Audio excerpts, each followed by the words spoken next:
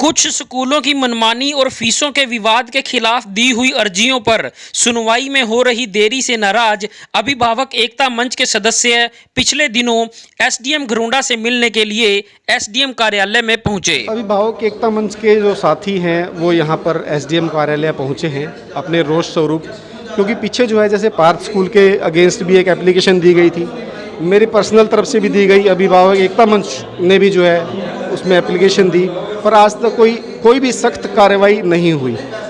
कभी ये बोला जाता है कि आज बीओ छुट्टी पर चले गए, कभी कुछ, बट मेन बात यह है कि आज तक कोई भी ठोस कार्रवाई नहीं हुई।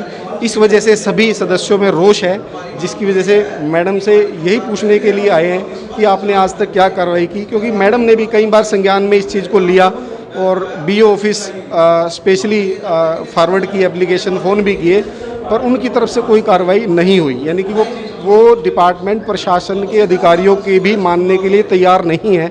ऐसा हमें लग रहा है कि कुछ हमारे सदस्य आरोप लगा रहे हैं कि वो कहीं ना कहीं इसमें मिलीभगत का जो है कोई ना कोई ऐसा मामला है जिसकी वजह से कार्रवाई जो है अच्छे तरीके से नहीं हो पा रही। आज हम एसडीएम मैडम से मिलने आए हैं।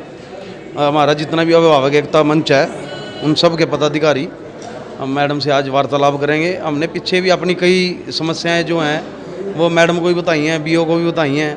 हमारा उसका किसी भी तरीके से कोई हल नहीं हो रहा, तो आज फिर हम इसी उस मुद्दे को लेके जो हमारा अभिभावकों के साथ गलत हो रहा है हम मैडम को मिलेंगे, अपना पूरा पक्ष रखेंगे, क्योंकि पीछे जो हमने पक्ष रखा है अपना उसको कहीं ना कहीं नकारा गया है। और हम इस मुद्दे पे एसडीएम मैडम से पूछेंगे अभिभावकों का जो इन्होंने अपना पक्ष रखा है उनको आप नकार के और स्कूल वालों का पक्ष ले रहे हैं, इसका अर्थ नहीं समझ आ रहा हमारे को। थोड़ा एक्सप्लेन करके बताइए किस तरह की समस्या थी, क्या पक्ष रखा था, क्या नकारा गया? हमने पक्ष रखा था ये जो कोरोना काल में ये जो फीसें हो रही हैं, अनशंड फीसें ले रहे हैं, एडमिशन फीस ले रहे हैं, एक एनुअल चार्ज आ गया वो ले रहे हैं, और भी कई चार्जेस हैं वो ले रहे हैं। तो हमारे को ये समझ नहीं आ रही, जब सरकार ने ये चीज़ बोली है कि सिर्फ ट्यूशन फीस लेनी है, उसके एवज में ये इतने फंड कहाँ से लिए जा रहे हैं, ये हमारे को समझ नहीं आ रही। तो हमने इसके लिए जो है ना बीओ को लिखित में दरख्वास्त दी थी स्कूल के खिलाफ।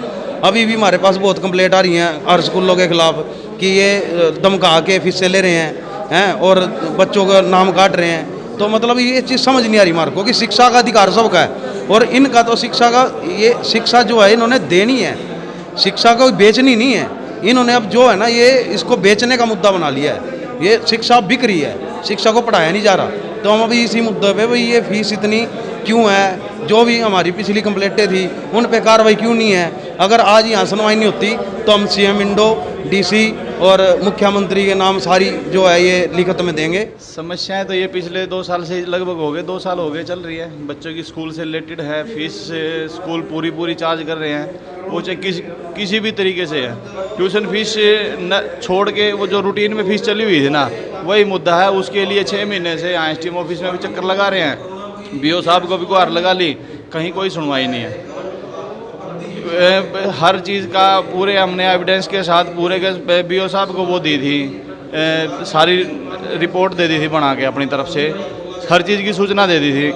उसके बावजूद भी आज तक उस पर कोई कार्रवाई नहीं है, कोई सुनवाई नहीं है। एसडीएम से हुई मीटिंग का आखिर क्या नतीजा निकला वो भी जानते हैं। कल की मीटिंग में सभी अभिभावक जो है एसडीएम मैडम के समक्ष उनसे मिले, और पिछले दिनों जो ज्ञापन दिया गया था उसमें जो पार्थ स्कूल की या अन्य स्कूल के खिलाफ जो कंप्लेंट्स दी, उसमें उन्होंने शिक्षा अधिकारी ने कोई कार्रवाई नहीं की। एक पक्ष जो है स्कूल की तरफ से रखकर और एसडीएम मैडम को रिपोर्ट सौंप दी। उसी विषय में उनसे मिलने गए थे, वहाँ पे शिक्षा अधिकारी को भी बुलाया गया और उन्होंने एसडीएम मैडम के समक्ष खुद माना कि स्कूल में कमियां हैं। स्कूल प्रशासन शिक्षा अधिकारियों को भी बदतमीजी से उनके सामने पेश आता है, ये उन्होंने खुद भी माना। तो हमने वही एसडीएम मैडम को बोला कि जब अधिकारियों को ही स्कूल वाले नहीं बख्शते तो आम पेरेंट्स के साथ वो क्या व्यवहार करते होंगे वो आप समझ सकते हैं। तो उन्होंने इसको गहनता से जांच का विषय उन्होंने बोला कि गहनता से की जाएगी और अपने स्टाफ के जो अधिकारी जो तहसीलदार हैं उनको भी उस टीम में शामिल किया जाएगा और बिल्कुल निष्पक्ष तरीके से जांच की जाएगी।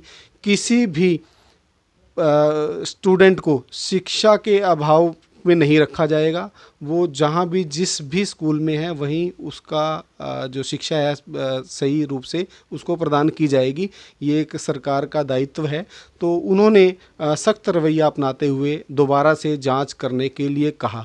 हमारे जो टीम के सदस्यों ने ये भी कहा कि इन अधिकारियों के पास स्कूल के रूल्स रेगुलेशन की कॉपी तक नहीं है, क्योंकि वो एक लोग बोलते हैं कि हमारे पास रूल्स रेगुलेशन की कॉपी नहीं है तो हम सीबीएसई वाले स्कूलों को क्या रूल्स रेगुलेशन क्या चेक करें उनका। जब उनके पास ही रूल रेगुलेशन की कॉपी नहीं है तो हमें क्या प्रोवाइड कराएंगे, और आज तक करा भी नहीं पाए। तो इस तरह के विषय सारे उनके संज्ञान में रखे हैं। तो उन्होंने कहा है कि उनके खिलाफ जल्द ही कार्रवाई की जाएगी। और बहुत से अन्य विषय भी बीच में आए, क्योंकि उसमें बहुत से लोग बैठे थे जिसमें उनको स्कूल की बिल्डिंग का विषय था। पीछे शिक्षा अधिकारियों के साथ तो बदतमीजी हुई, उससे पहले शहर के एसएमओ के साथ भी उन्होंने बदतमीजी की। वो जग जाहिर है, क्योंकि सभी जगह वो न्यूज़ आपने देखी थी। तो कार्रवाई बिल्कुल भी नहीं हो रही। यही जांच का विषय है कि किसका दबाव है, ऐसा क्या दबाव आ जाता है, क्या सिर्फ पैसों का दबाव है या कोई और ऐसा विषय है जिसकी वजह से कार्रवाई नहीं हो पा रही। यही चीज़ पूछने के लिए एसडीएम मैडम के पास सब गए थे कि क्या कार्रवाई होगी या नहीं होगी। तो मैडम ने आश्वासन दिया है और कि कार्रवाई जरूर होगी और दोबारा से जांच इस विषय पे की जाएगी। कोई समय सीमा भी निर्धारित की गई जो दोबारा कमेटी बनाई है उसको लेकर के? समय सीमा उन्होंने ये कहा कि जल्द ही 2-4 दिनों के अंदर ही कमेटी बनाकर और तुरंत कार्रवाई की जाएगी। ये हमने बोला कि इसमें भी ऐसा ना हो कि उसके बाद भी कई महीनों लगे। तो उन्होंने कहा कि नहीं, इस विषय को तुरंत संज्ञान में लेते हुए और जल्द से जल्द जो है उन्होंने बल्कि उस तुरंत हमसे कहा कि दोबारा से आप लिखित में मुझे दो ताकि मैं इमीडिएटली इस पर कार्रवाई कर सकूं। इसी को देखते हुए शिक्षा अधिकारी को वहीं पे ही बुला लिया गया था।